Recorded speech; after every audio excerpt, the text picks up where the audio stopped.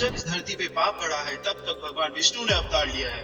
भगवान विष्णु के अब तक 9 अवतारों का अवतरण हो चुका है। हिंदू पुराणों और ग्रंथों के अनुसार भगवान विष्णु का कल की अवतार 10वें अवतार के रूप में जन्म लेगा। माना जाता है कि 7 महाचिरंजीवी कल की अवतार की प्रतीक्षा कर रहे हैं और आज मैं आपसे बताऊंगा कि 7 चिरंजीवी कल की अवतार से कब और कहां मिलेंगे।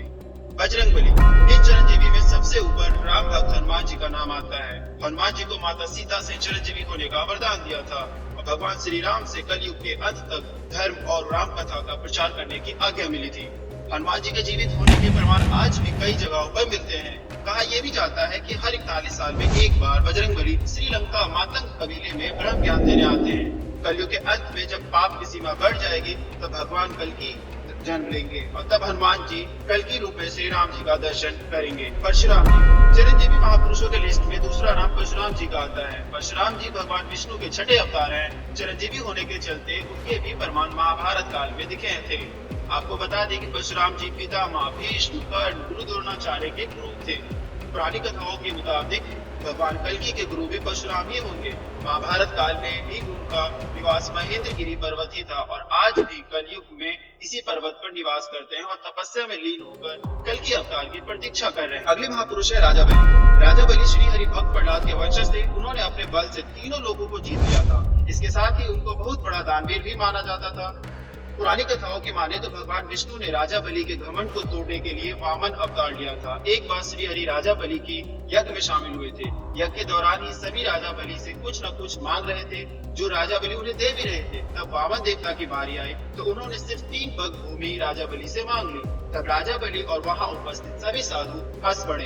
राजा बलि ने कहा, आप अपनी छोटी छोटे पैरों से कितनी जमीन नाप पाएंगे और कुछ मांग लो। लेकिन वामन देवता अपनी मांग पर डटे रहे। तब राजा बलि ने कहा, जहां आप चाहो वहां 3 पग ले लो। तब वामन देवता ने विराट रूप धारण किया और एक पग में देवलोक और दूसरे पग में पृथ्वी और पाताल लोक को नाप लिया। इसके साथ ही उन्होंने कहा कि अब तीसरा पग मैं कहाँ रखूं राजा। राजा बलि ने अपना सिर आगे कर दिया और वामन देवता ने राजा बलि के सिर पर पैर रखकर उन्हें पाताल लोक भेज दिया, जहाँ वो आज भी अपनी मुक्ति के लिए कल की अवतार की प्रतीक्षा कर रहे हैं। विभीषण, दोस्तों हम बात करेंगे लंका अधिपति विभीषण के बारे में। विभीषण प्रभु राम के अनन्य भक्त थे। जब लंकापति रावण ने माता सीता का हरण कर लिया था तब विभीषण ने अपने भाई रावण को काफी समझाया था कि भगवान राम से शत्रुता ना करे। जिसके बाद रावण ने उन्हें अपने लंका से निकाल दिया था। तब विभीषण भगवान राम की सेवा में चले गए और रावण के अधर्म का अंत करने के लिए धर्म का साथ दिया। और यही कारण है कि भगवान राम ने विभीषण को चिरंजीवी होने का वरदान दिया था, जो कि आज के युग में कलयुग के अंत तक जीवित रहेंगे।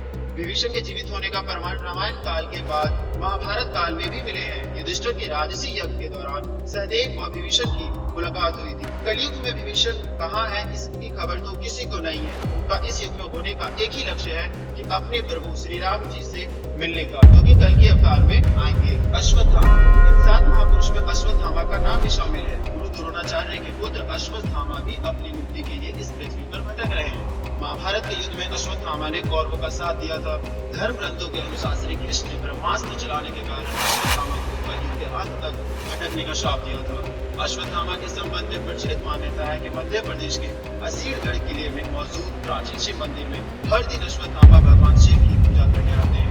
अश्वत्थामा भी कल की अवतार की प्रतीक्षा कर रहे हैं। कहा जाता है कि अश्वत्थामा भगवान शिव का इकलौता ऐसा अवतार है जिसकी पूजा नहीं की जाती, परंतु कल की अवतार में अश्वत्थामा का अहम रोल होगा जो आने वाली पीढ़ियों का उत्थान करेगी। महर्षि व्यास को वेद व्यास के नाम से भी जाना जाता है क्योंकि उन्होंने ही चारों वेद, महाभारत, 18 पुराण और भगवद गीता लिखी थी। महर्षि व्यास ने भगवान कल्कि के जन्म से पहले ही उनके बारे में लिख दिया था। महर्षि वेद व्यास बहुत बड़े तपस्वी होने के कारण आज भी कलयुग में भगवान कल्कि के दर्शन के लिए तपस्या में लीन होकर प्रतीक्षा कर रहे हैं।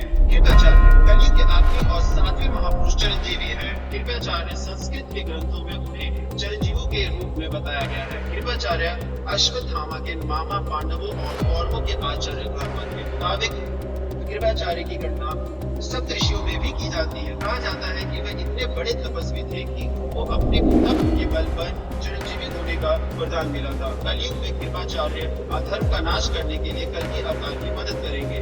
तो आपने देखा ये 7 चिरंजीवी भगवान से किस